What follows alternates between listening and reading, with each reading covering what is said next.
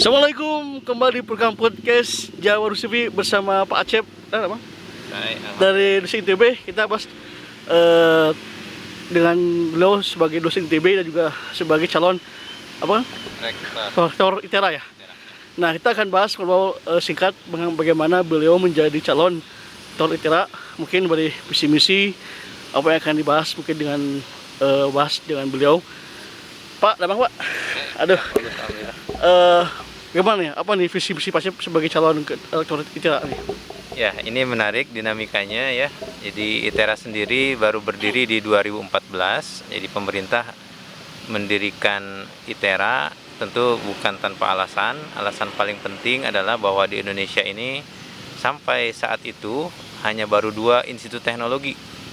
Dari sekian kita merdeka ya atau berdiri ya, baru 2, yaitu ITB di Bandung dan ITS di Surabaya ya. Kemudian pemerintah memandang penting bahwa harusnya pusat-pusat pertumbuhan atau sentra-sentra pendidikan itu tidak mesti di Jawa gitu ya. Sehingga untuk melakukan itu adanya percepatan mendirikan 2 institut teknologi, 1 di Sumatera dan 1 di Kalimantan gitu ya. Tahun 2014 ya.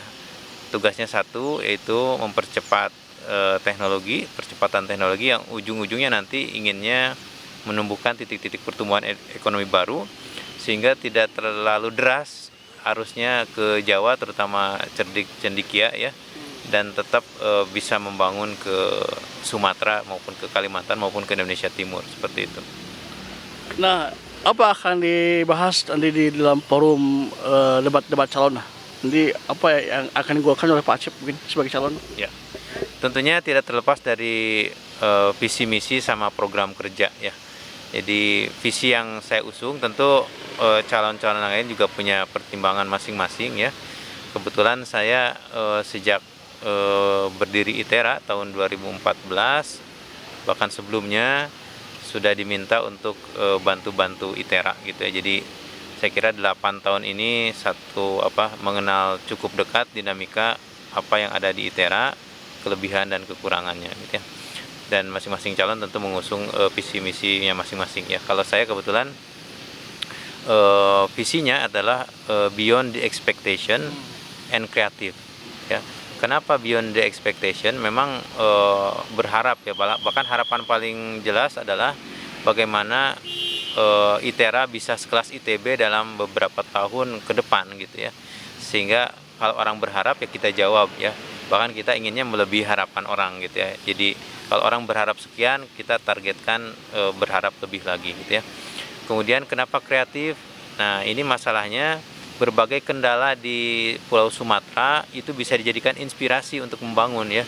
Segala kekurangan itu jadikan potensi memunculkan penelitian-penelitian baru, inovasi-inovasi baru sehingga menjadi solusi untuk daerah tersebut ya. Itu yang ingin dicapai di visinya gitu ya.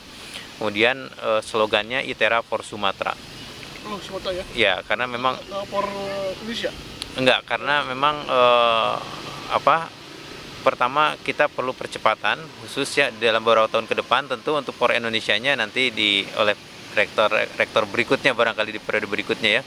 Nah, ini bagaimana keunggulan lokasi karena dulu memang Sumatera betul-betul unggul dalam hal pusat pendidikan ya. Kemudian kita tahu Swarna Dwipa dan sebagainya. Kalau dulu sudah ada imigrasi, mungkin kita laku keras karena berbagai daerah di ASEAN tuh pada datang belajar ke sini gitu ya. Nah, ini kita akan mengembalikan keluar biasaan itu, meskipun saat ini juga sangat luar biasa ya. Nah, potensi itu dibangun ya. Dan Sumatera ini juga singkatan ya. Sumatera ini saya dijadikan program kerja. Sumatera itu ada 8 huruf di situ dan ini akan dijadikan program kerja saya. S-nya itu sejahtera ya. S-nya itu sejahtera. Jadi kita memang tidak bisa untuk bisa betah, nyaman, sivitas akademika bekerja, maka harus dibuat sejahtera gitu ya. Dengan pemanfaatan segala keunggulan di ITERA. Kemudian U-nya adalah unggul ya. Bagaimana kita menciptakan keunggulan tersebut karena ITERA sekarang sudah punya pertama mandiri energi ya. Mandiri energi itu kita tidak bergantung lagi PLN, karena sudah pakai PLTS ya.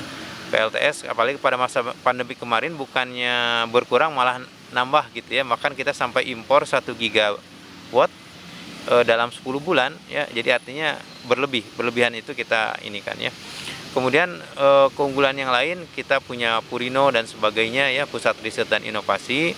Kebetulan saya di ITERA juga pegang beberapa posisi sebagai kepala LPPM, pusat lembaga penelitian dan pengabdian masyarakat, kemudian sebagai kepala International Office, juga sebagai kaprodi data science ya, science data, kemudian juga advisernya pusat riset inovasi big data ya. Jadi artinya itu kita punya banyak keunggulan dan kita coba expose keunggulan itu menjadi satu kekuatan gitu ya. Seperti itu. Kemudian M-nya melanjutkan program. Kenapa melanjutkan program? Karena ITERA rektor-rektor terdahulunya memang sudah memberikan cetak biru yang sangat bagus sehingga memudahkan rektor berikutnya untuk tinggal melanjutkan gitu ya. Dan ada banyak program yang bagus, misalkan GBU 45, guru besar under 45 ya. Kita ingin mengejar karena dosen-dosen ITERA itu muda-muda ya. Jadi secara usia mungkin kemarin itu 24, mungkin sekarang 26 tahun. Jadi rata-rata muda. Jadi kalau kita plotting 10 tahun mengejar guru besar, rasanya masih kekejar gitu ya, masih kejar. Kita bayangkan setiap tahun, 3 tahun terakhir ITERA mengirimkan dosen-dosennya untuk S3 ya. Setahun tuh 100 orang. Semua. Ya, semua ya. Jadi kita ingin mengejar dalam 3-4 tahun ke depan seluruh dosen ITERA itu doktor ya. Istilahnya tuh 10 doktor itu bisa mengguncang dunia sebetulnya kalau bisa ini ya. Apalagi sekarang di orde 300-an doktor sampai 500-an doktor, itu kekuatan yang luar biasa gitu ya. Dan beberapa universitas tidak mesti tua ya, ada yang muda-muda kayak di Hong Kong tuh HKUST itu usianya masih 20 tahun, di bawah 20 tahun gitu ya. Tapi ranking dunianya udah sangat baik. NTUST di Taiwan juga sama ya, masih muda-muda, bahkan NTUST itu hanya dosennya kurang dari 1.000 gitu ya. Kurang dari 1.000 dan itu mampu ke ranking dunia. Jadi segala keunggulan itu bisa kita manfaatkan ya. Kemudian A-nya Sumatera itu SUMA, A-nya itu adaptif. Adaptif kenapa harus adaptif? Karena kita sekarang berada di era disrupsi. Kita nggak tahu seperti apa ke depan ya. Yang kita tahu adalah potensi atau resikonya. Dunia sangat cepat berubah, kalau tidak cepat diantisipasi ya ITERA hanya punya 2 pilihan, berubah atau tertinggal gitu ya. Jadi dan ITERA nggak mau tertinggal, jadi otomatis pilihannya harus berubah gitu ya. Jadi adaptif seperti itu. Kemudian T-nya apa? T-nya adalah transformasi ya. Jadi tata kelola good governance di ITERA kita coba tingkatkan ya, sehingga bisa mencapai keunggulan tersebut. Kemudian E-nya adalah elegan ya. Kita ingin masuk ke bikin program-program yang membuat ITERA elegan dan disegani gitu ya, seperti itu. Kemudian R-A-nya adalah ramah dan amanah. Ini ramah itu termasuk ke program-program mahasiswa ya. Mahasiswa sekarang sangat berbeda dengan zaman saya gitu ya. Mungkin zamannya cepat sekali berubah. Sekarang tuh mereka digital native ya. Native-nya tuh udah digital gitu. Jadi kalau kita ajari dengan yang lain, mungkin agak kita yang harus ngikutin karena mereka native-nya seperti itu ya. Jadi saya pikir kepemimpinan rektor juga mungkin harus yang mengerti betul bahwa zaman berubah. Kemudian meskipun casingnya sama ya, telinganya 2, matanya 2, tapi isinya mungkin berbeda gitu ya. Makanya perlu pendekatan khusus untuk mahasiswa-mahasiswa yang milenial ke atas ini gitu ya. Kemudian amanah, tentu harapannya bahwa apa yang diamanatkan ke ITERA bisa disampaikan dengan baik gitu, seperti itu. Pak Sip, gimana nih lawan apa tuh? Pesaing apa nih? Tips nih supaya melawan persaingan Pak Sip dengan lain gimana? Tipsnya? Ya, masing-masing punya keunggulan ya. Jadi kalau saya sendiri backgroundnya dari fisika, kemudian ngajar di sains komputasi juga, saya ngajar di rekayasa pertanian, tentu punya perspektif yang berbeda gitu ya. Dua yang lainnya adalah Pak Nyoman, itu dari SITH ya, Sekolah Ilmu dan Teknologi Hayati. Kemudian Pak Imam Sadisun, beliau dari backgroundnya dari geologi gitu ya. Sekarang udah 3 ya. Sekarang udah 3. Apa tuh mulai ini voting? Keputusan terakhir mungkin secara jadwal itu tanggal 12 Mei ya, 12 Mei untuk suara terakhir, menunggu barangkali ya 35% adalah suara dari pemerintah gitu ya. Nah, nanti kalau terpilih apa nih akan fokusnya nih? Terpilih menjadi calon. Ya. Ya. Masih di ITB atau masih di mana? Oh ya, tentu di ITB ya. Masih, jadi ya masih tentu di ITB. Tapi Jadi ini nggak fokus kan? Kalau lulus kan ITB, ya, ya. Tentu ya sampai sekarang pun kita merangkap gitu ya. Jadi itu boleh ya? iya, ya, karena itu penugasan yang penting yang utama-utama di ITB diselesaikan, yang sampai sekarang juga saya lakukan. Jadi secara BKD pengajaran misalnya saya yang tertinggi saat ini juga di fisika ya. Artinya tidak ada tugas-tugas yang tidak diselesaikan. Selama itu bisa diselesaikan, tentu istilahnya itu dan istilahnya sudah terbiasa dalam kondisi paralel gitu, paralel bekerja selama ini gitu. Pak Chef, mengenai fisik sudah calon yang akan bahas mungkin apa nih kalau misalkan Pak Chef nggak terpilih gimana? Ya. Apakah masih fokus atau Ya, tentu kalau tidak terpilih ada banyak ruang-ruang aktualisasi, ruang-ruang pengabdian ya. Tetap bertugas ya di ITB seperti biasa, karena sekarang bantu ITERA pun saya tetap di ITB gitu ya, seperti itu. Itu Kang Asep mengenai ITERA itu kampus di mana sih? Kampusnya gimana? Kampusnya itu di Lampung ya. Oh, di Lampung. Ya, di Lampung.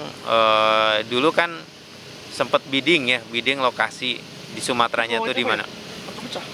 Enggak, memang pemerintah mendirikan kampus sendiri gitu ya, kampus sendiri.